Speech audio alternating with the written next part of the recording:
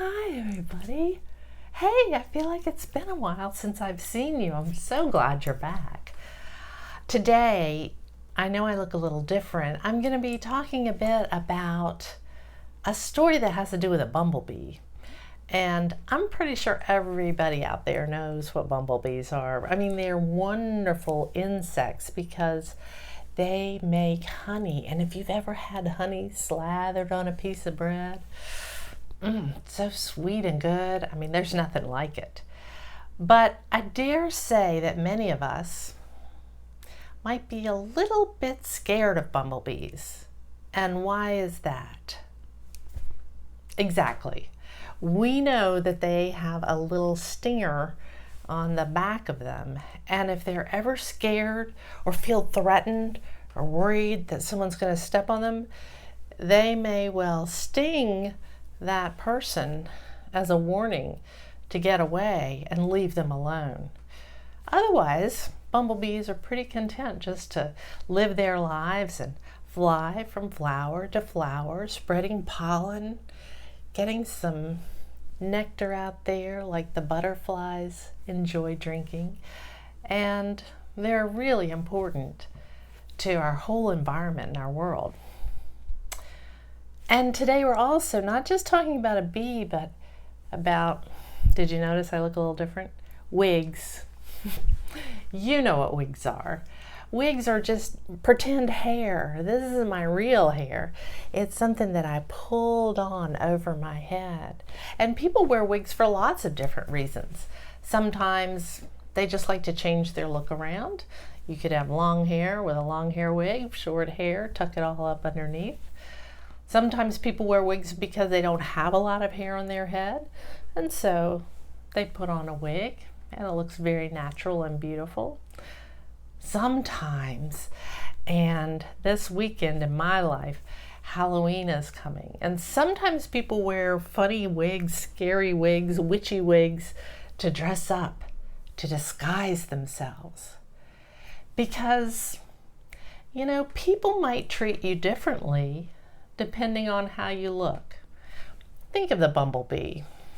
When people see bumblebees, they get a little nervous. They get a little scared. They give them room. They may not want to get close to them. But what if a bumblebee didn't look like a bumblebee? Do you think you'd make a few more friends? Well, in this book called Bee-Wigged, we're going to get to the bottom of that, find out and answer. So here's the cover of the book, and it looks like a bee holding something brown and furry. Bee-Wigged by C.C. Bell. Hi there. Jerry Bee loved people. But people did not love Jerry Bee. For one thing, he was a bee. For another, he was the most enormous bee anyone had ever seen. A sting from a bee Jerry's size would really hurt. So people stayed away. It's true that Jerry was quite large, but he had never stung anyone in his entire life. In fact, he tried hard to make friends. He gave out free honey, tried to give a girl a flower, tried to answer the phone, buzz, but nothing worked. Oh, look at that tear. One morning, Jerry saw an old wig lying on the sidewalk. Why not? Thought Jerry, and he put the wig on his head. Just then he heard a bus driver shout, "Young man, you're late for school." The bus driver stopped her bus, opened the door, and hollered, "Get in!" Jerry got on the bus. Wow, he thought, this wig makes me look just like a boy. As Jerry looked at himself in the mirror, he had a wonderful thought. If he looked like a boy instead of a bee, maybe people would finally like him. When the bus stopped, Jerry made a beeline for the school. He couldn't wait to make friends with all the people inside. Jerry entered the first classroom he could find. Excuse me, ma'am, he said. My name is Jerry, and I would love to join your wonderful class. And might I add, you are looking quite lovely today. Miss Swan was the first friend Jerry made that day. The students really liked Jerry too.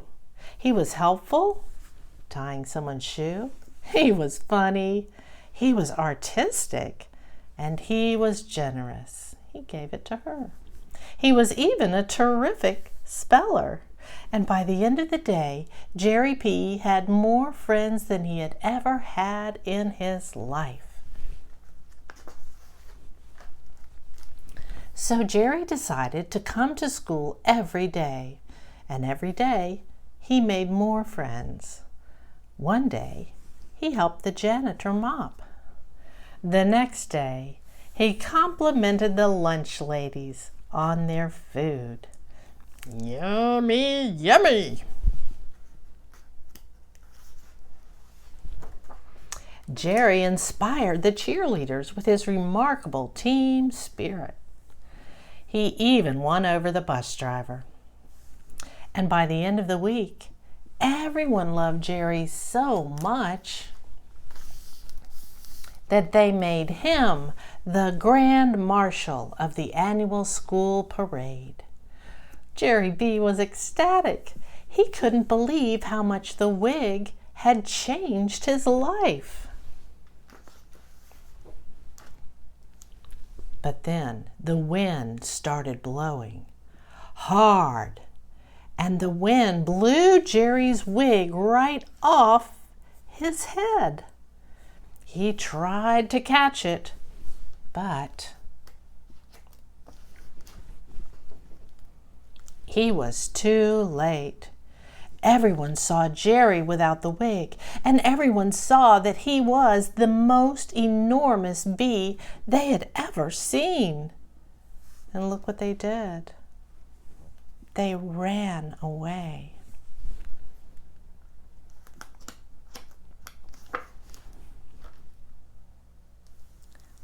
"Wait!" shouted a voice. "Please wait!" It was the wig talking.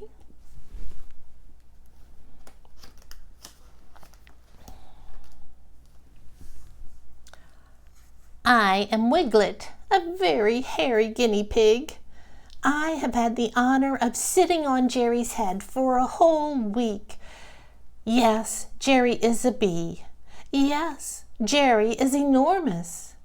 But I have never seen Jerry sting anyone.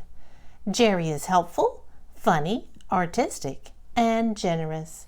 I am proud to call Jerry my best friend ever." Everyone was quiet. And then, "Hooray for Jerry B! Hooray for Wiglet! Hip, hip, hooray!" everyone shouted. It was the best day of Jerry B's life. At last, he could be himself and have friends.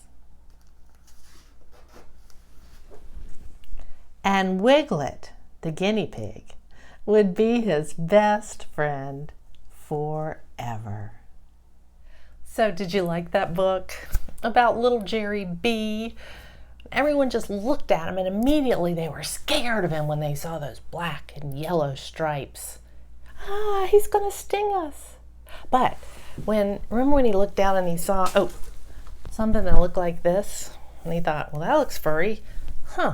He put it on his head, and suddenly people weren't worried about his appearance anymore.